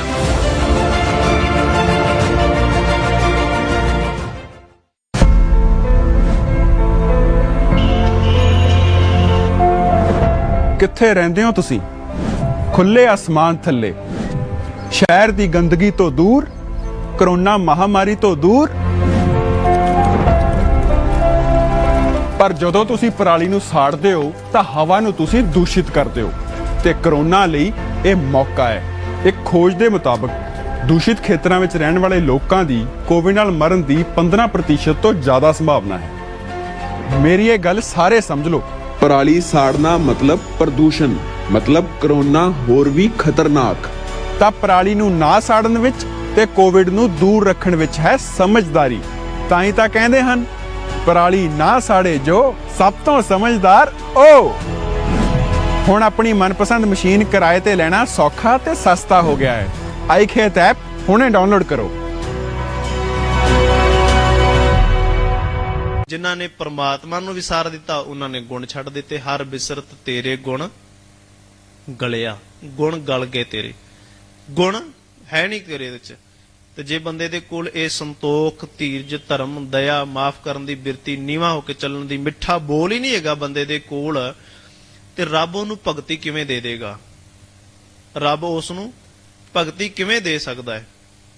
ਤੇ ਭਾਈ ਗੁਰਦਾਸ ਜੀ ਕਹਿੰਦੇ ਨੇ ਬੰਦੇ ਨੂੰ ਨਾ ਰੱਬ ਨੇ ਨਾਮ ਦੇ ਦਿੱਤਾ, ਬੰਦਗੀ ਦੇ ਦਿੱਤੀ। ਮੰਨ ਲਓ ਜੇ ਇੱਕ ਇਨਸਾਨ ਦੇ ਕੋਲ ਜਿਹੜਾ ਬੁਰਾ ਹੈ, ਜਿਹੜਾ ਚੋਰ ਹੈ, ਹੁਣ ਚੋਰ ਨੇ ਰੱਬ ਅੱਗੇ ਅਰਦਾਸ ਕੀਤੀ, ਮਹਾਰਾਜ ਮੈਂ ਚੋਰੀ ਕਰਨ ਚੱਲਿਆ ਤੇ ਮੈਨੂੰ ਬਚਾ ਲਿਓ। ਰੱਬ ਕਹਿੰਦਾ ਚੱਲ ਸਾਰੀਆਂ ਕਰਾਮਾਤਾਂ ਤੈਨੂੰ ਦੇ ਦਿੱਤੀਆਂ, ਸਾਰੀਆਂ ਸੰਸਾਰ ਦੀਆਂ ਕਰਾਮਾਤਾਂ ਤੈਨੂੰ ਦੇ ਦਿੱਤੀਆਂ। ਹੁਣ ਉਹ ਚੋਰ ਨੂੰ ਬੜਾ ਸੌਖਾ ਹੋ ਗਿਆ, ਉਹਨੇ ਕਰਾਮਾਤਾਂ ਦੇ ਨਾਲ ਨਾਲ ਤਿਜੋਰੀਆਂ ਲੁੱਟਣੀਆਂ ਸ਼ੁਰੂ ਕਰ ਦਿੱਤੀਆਂ। ਉਹਨੇ ਤੇ ਸਾਰਾ ਸੰਸਾਰ ਲੁੱਟ ਕੇ ਆਪਣਾ ਘਰ ਭਰ ਲੈਣਾ ਹੈ। ਇਸ ਕਰਕੇ ਰੱਬ ਜੇ ਆਮ ਬਿਨਾਂ ਕਿਸੇ ਤਿਆਰੀ ਤੋਂ, ਬਿਨਾਂ ਕਿਸੇ ਗੱਲ ਤੋਂ, ਬਿਨਾਂ ਕਿਸੇ ਇੱਛਾ ਤੋਂ ਕਿਸੇ ਬੰਦੇ ਦੇ ਅੱਗੇ ਸਾਹਮਣੇ ਪ੍ਰਗਟ ਹੋ ਗਿਆ ਤਾਂ ਬੰਦਾ ਰੱਬ ਦਾ ਇਸਤੇਮਾਲ ਕਿਵੇਂ ਕਰੇਗਾ? ਭਾਈ ਗੁਰਦਾਸ ਜੀ ਤੇ ਕਬੀਰ ਸਾਹਿਬ ਜੀ ਵੇ ਕੇ ਗੱਲ ਕਹਿੰਦੇ ਨੇ ਮਾਥੇ ਤਿਲਕ ਹੱਥ ਮਾਲਾ ਬਾਨਾ, ਲੋਗਣ ਰਾਮ ਖਿਲਾਉਣਾ ਜਾਣਾ। ਹੁਣ ਉਹਨੂੰ ਤਾਂ ਰੱਬ ਦੀ ਜ਼ਰੂਰਤ ਨਹੀਂ ਸੀਗੀ, ਬਿਲਕੁਲ ਨਹੀਂ, ਤੇ ਰੱਬ ਉਹਦੇ ਅੱਗੇ ਪ੍ਰਗਟ ਹੋ ਗਿਆ। ਹੁਣ ਰੱਬ ਨੂੰ ਉਹ ਕੰਨ ਤੋਂ ਫੜ ਕੇ ਜਿੱਧਰ ਮਰਜ਼ੀ ਕਹੇਗਾ ਨਾ, ਆ ਇੱਧਰ ਕਰ, ਇੱਧਰ ਚੱਲ, ਆ ਕੰਮ ਕਰੀ, ਹੁਣ ਆ ਕੰਮ ਕਰਨੇ ਨੇ, ਆ ਮੈਂ ਵਿਹਲਾ ਬੈਠਾ ਤੂੰ ਸਾਰੇ ਕੰਮ ਕਰ। ਲੋਕਾਂ ਨੇ ਰੱਬ ਨੂੰ ਖਿਡਾਉਣਾ ਸਮਝ ਲੈਣਾ। ਫਿਰ ਲੋਗਣ ਰਾਮ ਖਿਲਾਉਣਾ ਜਾਣਾ, ਮੱਥੇ ਤੇ ਤਿਲਕ ਲਾ ਲਿਆ, ਹੱਥ 'ਚ ਮਾਲਾ ਫੜ ਲਈ, ਠੀਕ ਹੈ, ਧਾਰਮਿਕ ਕਰਮ ਨੇ। ਪਰ ਇਹ ਤੋਂ ਅੱਗੇ ਦਾ ਕਰਮ ਇਹ ਵੀ ਹੈਗਾ ਕਿ ਕੱਲਾ ਬਾਹਰੀ ਤੌਰ ਤੇ ਵਿਖਾਵਾ ਨਾ ਕਰ, ਅੰਦਰ ਦੀ ਜਿਹੜੀ ਮੈਲ ਹੈ, ਹਿਰਦੇ ਦੇ ਵਿੱਚ ਜਿਹੜੀ ਫੁਰਨੇ ਚੱਲਦੇ ਪਏ ਨੇ, ਉਹਨਾਂ ਨੂੰ ਕੰਟਰੋਲ 'ਚ ਕਰ, ਉਹਨਾਂ ਨੂੰ ਮਨ ਦੇ ਵਿੱਚ ਕਰ।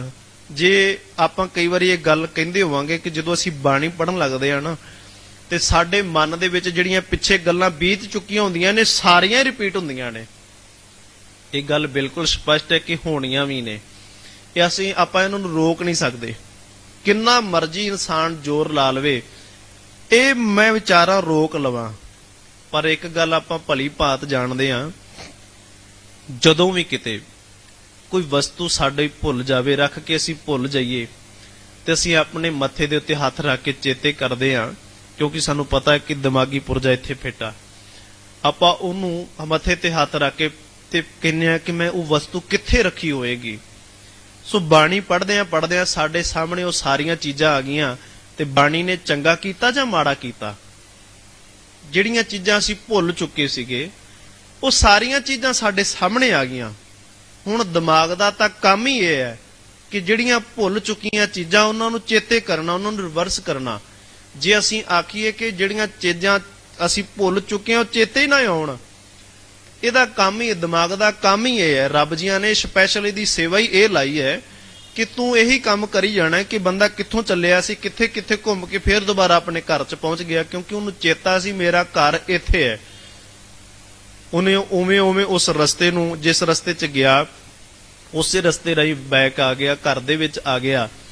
ਜੇ ਇਥੋਂ ਘਰੋਂ ਤੋਂ ਗਿਆ, ਘਰ ਤੋਂ ਪਹੁੰਚ ਕੇ ਕਿਤੇ ਦੂਰ ਚਲਾ ਗਿਆ ਤੇ ਉੱਥੇ ਜਾ ਕੇ ਦਿਮਾਗ ਹੋ ਗਿਆ ਬੰਦ, ਦਿਮਾਗ ਨੇ ਕੰਮ ਨਹੀਂ ਕੀਤਾ, ਤੇ ਬੰਦਾ ਹੁਣ ਹਾਲਤ ਕਿਵੇਂ ਦੀ ਹੋ ਜਾਏਗੀ?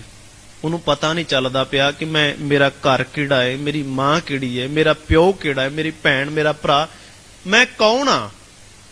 ਤੋ ਬੰਦਾ ਭਗਤੀ ਕਰਨ ਤੋਂ ਗਿਆ, ਘਰ ਤੋਂ ਵੀ ਗਿਆ, ਆਪਣੇ ਪਰਿਵਾਰ ਤੋਂ ਵੀ ਗਿਆ, ਤੇ ਆਪਣੇ ਆਪ ਤੋਂ ਵੀ ਗਿਆ। ਹੁਣ ਅਸੀਂ ਇਹ ਰੱਬ ਜੀਆਂ ਨੂੰ ਕਹਿੰਦੇ ਆ ਵੀ ਬਾਬਾ ਜੀ, ਜਦੋਂ ਅਸੀਂ ਬਾਣੀ ਪੜ੍ਹਦੇ ਆ ਨਾ, ਸਾਡੇ ਮਨ ਦੇ ਵਿੱਚ ਸਾਰੀਆਂ ਚੀਜ਼ਾਂ ਇਕੱਠੀਆਂ ਹੋ ਜਾਂਦੀਆਂ ਨੇ। ਜੇ ਨਾ ਹੋਣ ਤੇ ਫਿਰ ਅਸੀਂ ਕੀ ਕਰਾਂਗੇ? ਅਸਲ ਦੇ ਵਿੱਚ ਮਨ ਦੇ ਵਿੱਚ ਉਹਨਾਂ ਫੁਰਨਿਆਂ ਨੂੰ ਰੋਕਣਾ ਹੈ, ਦਿਮਾਗੀ ਤੌਰ ਤੇ ਨਹੀਂ ਰੋਕਣਾ।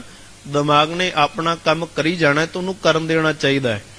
ਜੇ ਅਸੀਂ ਰੋਕਣ ਦਾ ਯਤਨ ਵੀ ਕਰਾਂਗੇ ਨਾ ਵੀ ਇਹ ਚੀਜ਼ਾਂ ਨਹੀਂ ਹੋਣੀਆਂ ਚਾਹੀਦੀਆਂ, ਪਰ ਇਹਦਾ ਕੰਮ ਹੀ ਇਹ, ਇਹਦੀ ਸੇਵਾ ਹੀ ਇਹ ਲਾਈ ਹੋਈ ਰੱਬ ਨੇ ਵੀ ਤੂੰ ਬਾਰ-ਬਾਰ ਰਿਪੀਟ ਚੀਜ਼ਾਂ ਕਰਨੀਆਂ ਨੇ, ਬਾਰ-ਬਾਰ ਦੁਹਰਾਉਣਾ ਉਹਨਾਂ ਚੀਜ਼ਾਂ ਨੂੰ, ਬਾਰ-ਬਾਰ ਚੇਤੇ ਦੇ ਵਿੱਚ। ਜਿਵੇਂ ਆਮ ਚੀਜ਼ਾਂ ਤੂੰ ਚੇਤੇ ਦੇ ਵਿੱਚ ਰੱਖਦਾ ਹੈ, ਇਵੇਂ ਹੀ ਪ੍ਰਮਾਤਮਾ ਨੂੰ ਤੂੰ ਚਿੱਤ ਦੇ ਵਿੱਚ ਰੱਖ, ਕਿ ਜੇ ਚਿੱਤ ਦੇ ਵਿੱਚ ਰੱਖੇਗਾ ਤੇ ਤੇਰੀਆਂ ਭੁੱਲੀਆਂ ਹੋਈਆਂ ਚੀਜ਼ਾਂ ਵੀ ਤੈਨੂੰ ਚੇਤੇ ਆ ਜਾਂਦੀਆਂ ਨੇ, ਤੇ ਜਿਹੜਾ ਪ੍ਰਮਾਤਮਾ ਹੈ ਉਹ ਜੇ ਤੂੰ ਭੁੱਲ ਵੀ ਜਾਵੇਂ ਤੇ ਤੈਨੂੰ ਇਹ ਮਹਿਸੂਸ ਹੋਣਾ ਚਾਹੀਦਾ ਹੈ ਕਿ ਆਖਾਂ ਜੀਵਾਂ ਵਿਸਰੇ ਮਰ ਜਾਓ। ਇਹ ਰੱਬ ਜੀ, ਅੱਜ ਮੈਂ ਰੱਬ ਦਾ ਨਾਮ ਹੀ ਨਹੀਂ ਜਪਿਆ ਤੇ ਮੈਨੂੰ ਐਂ ਲੱਗਦਾ ਹੈ ਕਿ ਮੈਂ ਕੁਝ ਛੱਡ ਦਿੱਤਾ ਹੈ। ਜਿਵੇਂ ਆਪਾਂ ਭੁੱਖ ਸਾਨੂੰ, ਠੀਕ ਹੈ, ਇੱਕ ਰਿਪੀਟ ਵੀ ਹੈ ਵੀ ਸਾਡਾ ਪੇਟ ਜਿਹੜਾ ਉਹ ਆਪਣੇ ਆਪ ਦੱਸਦਾ ਵੀ ਭੁੱਖ ਲੱਗੀ ਹੈ, ਪਰ ਕਈ ਵਾਰੀ ਇਹ ਚੀਜ਼ਾਂ ਦਿਮਾਗ ਨਾਲ ਵੀ ਜੁੜੀਆਂ ਹੁੰਦੀਆਂ ਨੇ। ਕਈ ਵਾਰੀ ਭੁੱਖ ਨਾ ਵੀ ਲੱਗੀ ਹੋਵੇ ਨਾ, ਤੇ ਬੰਦੇ ਦੇ ਬੰਨੀ ਹੋਈ ਗੁੱਟ ਤੇ ਘੜੀ ਦੱਸ ਦਿੰਦੀ ਹੈ ਵੀ 1 ਵੱਜ ਚੁੱਕਾ ਹੈ, ਅੱਜ ਤੂੰ ਰੋਟੀ ਨਹੀਂ ਖਾਧੀ, ਤੇ ਬੰਦਾ ਘੜੀ ਨੂੰ ਵੇਖ ਕੇ ਉਹਨੂੰ ਭੁੱਖ ਲੱਗ ਜਾਂਦੀ ਵੀ 1 ਵੱਜ ਗਿਆ ਤੇ ਅੱਜ ਮੈਨੂੰ ਚੇਤਾ ਹੀ ਨਹੀਂ ਸੀ ਮੈਂ ਰੋਟੀ ਖਾਣੀ ਹੈ, ਚਲੋ ਪਹਿਲਾਂ ਰੋਟੀ ਵਾਲਾ ਕੰਮ ਕਰਦੇ ਆ। ਕਿਉਂਕਿ ਉਹਦੀ ਸੁਰਤ ਨੇ ਰੋਟੀ ਬਾਰੇ ਸੋਚਿਆ, ਉਹਦੇ ਦਿਮਾਗ ਨੇ ਭੋਜਨ ਬਾਰੇ ਸੋਚਿਆ। ਇਵੇਂ ਕਰਕੇ ਜਦੋਂ ਅਸੀਂ ਪ੍ਰਮਾਤਮਾ ਬਾਰੇ ਸੋਚਿਆ ਦਿਮਾਗ ਦੇ ਵਿੱਚ, ਚੇਤੇ ਦੇ ਵਿੱਚ, ਤੇ ਸਾਡੇ ਚੇਤੇ ਦੇ ਵਿੱਚ ਪ੍ਰਮਾਤਮਾ ਕਦੇ ਵਿਸਰਦਾ ਨਹੀਂ ਹੈ, ਕਿਉਂਕਿ ਸਾਡੇ ਚਿੱਤ 'ਚ ਬੈਠ ਗਿਆ। ਜਦੋਂ ਸਾਡੇ ਚੇਤੇ ਦੇ ਵਿੱਚ ਪ੍ਰਮਾਤਮਾ ਬੈਠ ਗਿਆ, ਫਿਰ ਉਹਦੇ ਵਾਸਤੇ ਸਾਡੇ ਲਈ ਸਪੈਸ਼ਲ ਟਾਈਮ ਕੱਢਣਾ ਪਵੇਗਾ। ਜਿਵੇਂ ਅਸੀਂ ਰੋਟੀ ਵਾਸਤੇ ਟਾਈਮ ਕੱਢਿਆ, ਬੱਚਿਆਂ ਵਾਸਤੇ ਟਾਈਮ ਕੱਢਿਆ, ਖੇਡਣ ਵਾਸਤੇ ਟਾਈਮ ਕੱਢਿਆ, ਕੰਮ ਕਰਨ ਵਾਸਤੇ ਟਾਈਮ ਕੱਢਿਆ, ਇਵੇਂ ਪ੍ਰਮਾਤਮਾ ਦੇ ਵਾਸਤੇ ਵੀ ਸਾਡੇ ਕੋਲ ਟਾਈਮ ਹੋਵੇਗਾ, ਬੰਦਗੀ ਵਾਸਤੇ ਵੀ ਸਾਡੇ ਕੋਲ ਟਾਈਮ ਹੋਏਗਾ। ਤੇ ਜਦੋਂ ਉਹ ਸਮਾਂ ਆਏਗਾ ਤੇ ਅਸੀਂ ਸੋਚਾਂਗੇ ਹਾਂ ਅੱਜ ਮੈਂ ਪ੍ਰਮਾਤਮਾ ਨੂੰ ਜਪਿਆ ਨਹੀਂ, ਤਾਂ ਕਰਕੇ ਅਸੀਂ ਅੰਮ੍ਰਿਤ ਵੇਲੇ ਨੂੰ ਜ਼ਿਆਦਾ ਤਰਜੀਹ ਦਿੰਦੇ ਹਾਂ ਕਿ ਅੰਮ੍ਰਿਤ ਵੇਲਾ ਇੱਕ ਉਹ ਸਮਾਂ ਹੈ ਜਿਸ ਸਮੇਂ ਦੇ ਵਿੱਚ ਸਾਨੂੰ ਬਹੁਤੇ ਕਾਰ ਵਿਹਾਰ ਨਹੀਂ ਹੁੰਦੇ, ਤੇ ਇਸ ਸਮੇਂ ਦੇ ਵਿੱਚ ਪਹਿਲਾਂ ਕਿੰਨੀ ਵੱਡੀ ਸਾਨੂੰ ਇਹ ਪੰਥ ਨੇ ਦਿੱਤਾ ਨਾ ਨਿਤਨੇਮ। ਸਾਨੂੰ ਥੋੜਾ ਪਤਾ ਸੀ ਨਿਤਨੇਮ ਕਿਹੜਾ ਹੁੰਦਾ ਹੈ। ਪੰਥ ਨੇ ਫਿਰ 5 ਬਾਣੀਆਂ ਦਾ ਨਿਤਨੇਮ ਸਾਨੂੰ ਦਿੱਤਾ, ਤੇ ਅੰਮ੍ਰਿਤ ਵੇਲਾ ਉਹਦਾ ਰੱਖਿਆ ਗਿਆ ਕਿ ਇਸ ਸਮੇਂ ਬੰਦਾ ਵਿਹਲਾ ਹੁੰਦਾ ਹੈ ਤੇ ਸਭ ਤੋਂ ਪਹਿਲਾਂ ਪਰਮਾਤਮਾ ਨੂੰ ਚੇਤਾ ਕਰਕੇ ਬਾਅਦ ਵਿੱਚ ਆਪਣੇ ਘਰ ਦੇ ਜਿਹੜੇ ਉਦਮ ਵਾਲੇ ਕਰਮ ਨੇ ਉਹ ਕਰਮ ਕਰ ਲਵੇ। ਬੰਦਗੀ ਵੀ ਜ਼ਰੂਰੀ ਹੈ ਸਭ ਤੋਂ ਪਹਿਲਾਂ। ਤੇ ਗੁਰਬਾਣੀ ਕਹਿੰਦੀ ਹੈ ਕਿ ਅੰਮ੍ਰਿਤ ਵੇਲਾ ਸੱਚ ਨਾਉ ਵਡਿਆਈ ਵਿਚਾਰ। ਅੰਮ੍ਰਿਤ ਵੇਲੇ ਉੱਠ ਕੇ ਜਿਹੜਾ ਬੰਦੇ ਨੇ ਨਾਮ ਜਪਿਆ, ਕਰਮੀ ਆਵੇ ਕੱਪੜਾ, ਕਰਮ ਦੇ ਵਿੱਚ ਉਹਦੇ ਬਖਸ਼ਿਸ਼ ਦਾ ਕੱਪੜਾ ਆ ਜਾਂਦਾ ਹੈ, ਤੇ ਨਦਰੀ ਮੋਖ ਦਵਾਰ, ਰੱਬ ਦੀ ਨਦਰ ਰਾਹੀਂ ਉਹਨੂੰ ਮੁਕਤੀ ਦਾ ਦਵਾਰ ਪ੍ਰਾਪਤ ਹੋ ਜਾਂਦਾ ਹੈ। ਸਤਿਗੁਰੂ ਜੀ ਕਹਿੰਦੇ ਨੇ ਵਿਣ ਨਾਵੇਂ ਹੋਰ ਸਲਾਹਣਾ। ਬਿਨਾ ਨਾਮ ਤੋਂ ਬੰਦਾ ਜੋ ਮਰਜ਼ੀ ਕਰੀ ਜਾਵੇ, ਹੋਰ ਜਿੰਨੇ ਮਰਜ਼ੀ ਕਰਮ ਕਰ ਲਵੇ, ਪੁੰਨ ਦਾਨ ਚੰਗੇ, ਇਹ ਤਾਂ ਗੁਣ ਨੇ, ਕਰਨੇ ਨੇ, ਪਰ ਨਾਮ ਜਿਹੜਾ ਹੈ ਉਹ ਪ੍ਰਮਾਤਮਾ ਜੀ ਦੀ ਜਿਹੜੀ ਬੰਦਗੀ ਹੈ ਉਹ ਅਭਿਆਸ ਹੈ, ਉਹ ਰੋਜ਼ਾਨਾ ਸਾਨੂੰ ਜਪਣਾ ਪਵੇਗਾ। ਉਹ ਗੁਰੂ ਗ੍ਰੰਥ ਸਾਹਿਬ ਜੀ ਦੀ ਬਾਣੀ ਨੂੰ ਪੁੱਛ ਕੇ, ਧਾਰਮਿਕ ਗ੍ਰੰਥਾਂ ਨੂੰ ਪੁੱਛ ਕੇ ਆਪਾਂ ਜਪ ਸਕਦੇ ਹਾਂ ਕਿ ਅਸੀਂ ਕਿਵੇਂ। ਨਾਮ ਜਪਣ ਦਾ ਮਤਲਬ ਇਹ ਹੁੰਦਾ ਹੈ ਕਿ ਜਿਹੜੇ ਜਿਹੜੇ ਗੁਣ ਸਾਨੂੰ ਵਾਹਿਗੁਰੂ ਨੇ ਦੱਸੇ ਉਹ ਇਕੱਠੇ ਕਰਦੇ ਗਏ, ਜਿਹੜੇ ਔਗਣ ਛੱਡਣੇ ਸੀ ਉਹਨਾਂ ਨੂੰ ਆਪਾਂ ਛੱਡਦੇ ਜਾਵਾਂਗੇ ਹੌਲੀ ਹੌਲੀ। ਸੋ ਕਹਿੰਦੇ ਬਿਨ ਨਾਵੇਂ ਹੋਰ ਸਲਾਹਣਾ, ਸਭ ਬੋਲਣ ਫਿੱਕਾ ਸਾਧ। ਜੋ ਮਰਜ਼ੀ ਕਰ ਲਈਏ, ਸਭ ਬੋਲਣ ਦਾ ਫਿੱਕਾ ਸਵਾਦ ਹੈ, ਉਹਦੇ ਵਿੱਚੋਂ ਸਾਨੂੰ ਰਸ ਨਹੀਂ ਮਿਲੇਗਾ, ਉਹਦੇ ਵਿੱਚੋਂ ਸਾਨੂੰ ਰਸ ਨਹੀਂ ਮਿਲੇਗਾ। ਭਾਈ ਗੁਰਦਾਸ ਜੀ ਕਹਿੰਦੇ ਨੇ ਹੁਣ ਜੇ ਬੰਦਾ ਉਹਨੇ ਚੀਨੀ ਖਾਧੀ ਨਹੀਂ, ਖੰਡ ਉਹਨੇ ਖਾਧੀ ਨਹੀਂ, ਤੇ ਉਹ ਕੱਲਾ ਖੰਡ ਆਖੀ ਜਾਵੇ ਕਿ ਕੱਲਾ ਖੰਡ ਆਖਣ ਦੇ ਨਾਲ ਉਹ ਖੰਡ ਦੀ ਮਿਠਾਸ ਨੂੰ ਮਹਿਸੂਸ ਕਰ ਸਕਦਾ ਹੈ? ਨਹੀਂ ਨਾ ਉਹਨੂੰ ਉਸ ਵਾਸਤੇ ਉਹ ਖੰਡ ਮੂੰਹ ਦੇ ਵਿੱਚ ਪਾਉਣੀ ਪਵੇਗੀ। ਉਹ ਖੰਡ ਦਾ ਦਾਣਾ, ਚੀਨੀ ਦਾ ਦਾਣਾ ਚੁੱਕ ਕੇ ਮੁਖ ਦੇ ਵਿੱਚ ਪਾਉਣਾ ਪਵੇਗਾ। ਸੋ ਇਵੇਂ ਕਰਕੇ ਅਸੀਂ ਸਾਰੇ ਕਹਿੰਦੇ ਨੇ ਰੱਬ ਰੱਬ ਰੱਬ, ਪਰ ਰੱਬ ਦੇ ਨਾਮ ਦਾ ਜਿਹੜਾ ਸਵਾਦ ਹੈ ਉਹ ਗੁਰੂ ਗ੍ਰੰਥ ਸਾਹਿਬ ਜੀ ਦੀ ਬਾਣੀ ਨੂੰ ਪੜ੍ਹ ਕੇ ਅਸੀਂ ਵੇਖਾਂਗੇ। ਜਿਵੇਂ ਫਰੀਦ ਜੀ ਕਹਿੰਦੇ ਨੇ ਬੜਾ ਮਿੱਠਾ ਨਾਮ ਹੈ, ਕਬੀਰ ਜੀ ਕਹਿੰਦੇ ਨੇ ਰੱਬ ਦਾ ਨਾਮ ਮੈਂ ਛੱਡ ਹੀ ਨਹੀਂ ਸਕਦਾ, ਮਰ ਸਕਦਾ ਵਾਂ। ਤੇ ਇਸ ਤਰ੍ਹਾਂ ਹੀ ਰਵਿਦਾਸ ਜੀ ਵੀ ਕਹਿੰਦੇ ਨੇ, ਕਹਿੰਦੇ ਮਹਾਰਾਜ ਐਸੀ ਲਾਲ ਤੁਝ ਬਿਨ ਕੌਣ ਕਰੇ, ਹੇ ਰੱਬ ਜੀ ਇਹੋ ਜਿਹਾ ਤੇਰੇ ਤੋਂ ਬਿਨਾ ਕੋਈ ਕਰ ਨਹੀਂ ਸਕਦਾ। ਗਰੀਬ ਨਿਵਾਜ ਗੁਸਈਆਂ ਮੇਰਾ ਮਾਥੇ ਛਤਰ ਧਰੇ। ਕਿ ਗਰੀਬ ਨਿਵਾਜ, ਉਹਨੇ ਇਹ ਨਹੀਂ ਵੇਖਣਾ ਇਹਦੀ ਜ਼ਾਤ ਕੀ ਹੈ, ਉਹਨੇ ਅੰਦਰ ਦੀ ਹਿਰਦੇ ਦੀ ਭਾਵਨਾ ਵੇਖਣੀ ਹੈ। ਮਾਥੇ ਛਤਰ ਧਰੇ, ਮੱਥੇ ਦੇ ਉੱਪਰ ਛਤਰ ਧਰ ਦਿੱਤਾ। ਜਾ ਕੀ ਛੋਤ ਜਗਤ ਕੋ ਲਾਗੇ, ਜਿਹਦੇ ਲਾਗੇ ਬੈਠਣ ਤੋਂ ਵੀ ਸੰਸਾਰ ਕਈ ਵਾਰੀ ਨੱਕ ਮੂੰਹ ਵੱਟਦਾ ਹੈ ਨਾ, ਕਿਉਂਕਿ ਸਾਡਾ ਸੁਭਾਅ ਹੀ ਇਹੋ ਜਿਹਾ ਹੈ। ਅਸੀਂ ਕੱਪੜੇ ਦੀ ਦਿੱਖ ਤੋਂ ਬੰਦੇ ਨੂੰ ਪਹਿਚਾਣਦੇ ਹਾਂ, ਤੇ ਸਾਨੂੰ ਇਹ ਪਤਾ ਵੀ ਹੋਣਾ ਚਾਹੀਦਾ ਵੀ ਠੱਗਣ ਵਾਲੇ ਬਹੁਤੇ ਵੀ ਟਾਈਆਂ ਲਾ ਕੇ ਹੀ ਆਉਂਦੇ ਹੁੰਦੇ ਨੇ। ਕਿ ਜ਼ਰੂਰੀ ਨਹੀਂ ਹੈ ਕਿ ਜਿਹੜਾ ਬੰਦਾ ਗਰੀਬ ਹੈ ਇਕੱਲਾ ਉਹੀ ਲੁੱਟ ਰਿਹਾ ਹੋਵੇ। ਕੁਝ ਲੋਕ ਇਹੋ ਜਿਹੇ ਨੇ ਜਿਹੜੇ ਚੰਗੀ ਦਿੱਖ ਵਾਲੇ ਵੀ ਸਾਨੂੰ ਲੁੱਟ ਲੈਂਦੇ ਨੇ। ਤੇ ਹਮੇਸ਼ਾ ਮਨੁੱਖ ਧੋਖਾ ਅੱਜ ਤੱਕ ਜਿੰਨੇ ਵੀ ਖਾਦਾ ਸੰਸਾਰ ਦੇ ਵਿੱਚ ਉਹਨੇ ਤੰਗੀ ਦਿੱਖ ਤੋਂ ਹੀ ਖਾਦਾ ਹੈ। ਕੱਪੜਾ ਦੁਕਾਨ ਤੋਂ ਖਰੀਦਿਆ ਜਾ ਸਕਦਾ ਹੈ, ਮੁੱਖ ਨੂੰ ਸਾਫ਼ ਸੁਥਰਾ ਅਸੀਂ ਪਾਰਲਰ ਤੋਂ ਕਰ ਸਕਦੇ ਹਾਂ, ਪਰ ਜਿਹੜੀ ਹਿਰਦੇ ਦੇ ਅੰਦਰ ਦਾ ਕਪਟ ਹੈ ਨਾ, ਹਿਰਦੇ ਦੇ ਅੰਦਰ ਦੀ ਮਲੀਨਤਾ ਹੈ, ਉਹ ਸਾਨੂੰ ਨਹੀਂ ਪਤਾ ਚੱਲਦੀ। ਇਸ ਕਰਕੇ ਬਹੁਤੀ ਜਲਦੀ ਕੱਪੜਿਆਂ ਤੋਂ ਪ੍ਰਭਾਵਿਤ ਹੋ ਜਾਂਦਾ ਬੰਦਾ, ਪਰ ਇਹ ਸੋਚਦਾ ਨਹੀਂ ਹੈ ਕਿ ਕੱਪੜਾ ਬੰਦਾ, ਕੋਈ ਵੀ ਇਨਸਾਨ ਦੁਕਾਨ ਤੋਂ ਖਰੀਦ ਕੇ ਆਪਣੇ ਆਪ ਨੂੰ ਵੱਡਾ ਕਰ ਸਕਦਾ ਹੈ। ਪਰ ਵਡਿਆਈ ਕੱਪੜੇ ਦੇ ਵਿੱਚ ਨਹੀਂ ਹੈਗੀ, ਵਡਿਆਈ ਅੰਦਰ ਦੇ ਹੈ। ਜਿਹੜਾ ਬੰਦਾ ਹਿਰਦੇ ਤੋਂ ਨੀਵਾਂ ਹੋ ਕੇ ਚੱਲਦਾ ਹੈ ਨਾ, ਉਹ ਅਸਲ ਦੇ ਵਿੱਚ ਸੰਸਾਰ ਦੇ ਵਿੱਚ ਉੱਚਾ ਹੈ।